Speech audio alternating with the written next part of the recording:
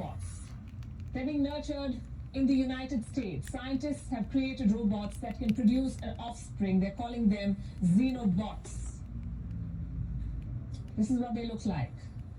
These tiny organisms that you see, these spherical clumps, they're xenobots. And they're not made of metal or plastic.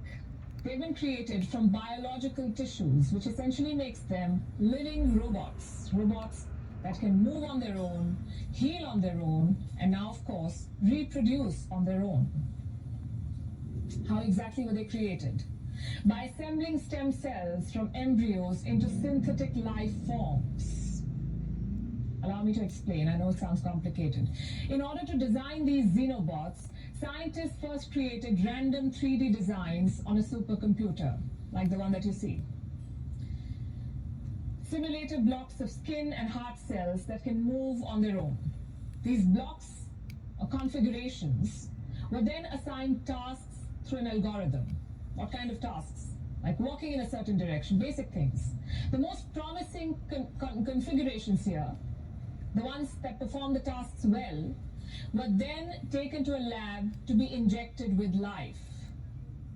Life taken from African clawed frogs. These toads that you see, they're the source of life in xenobots. The species is found in sub-Saharan Africa. It can regenerate its skin when wounded. So this is what scientists did.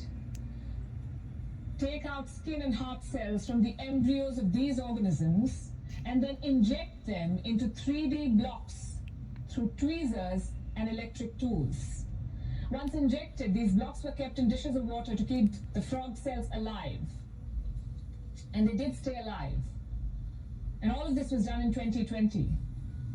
Not only are these creatures alive and kicking, they're reproducing. They're creating copies of themselves, just like molecules do. So what are they doing?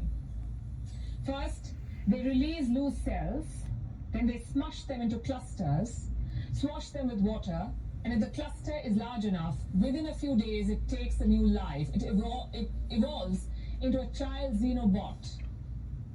Does sound like a fun experiment, but the question is, what's the point of it?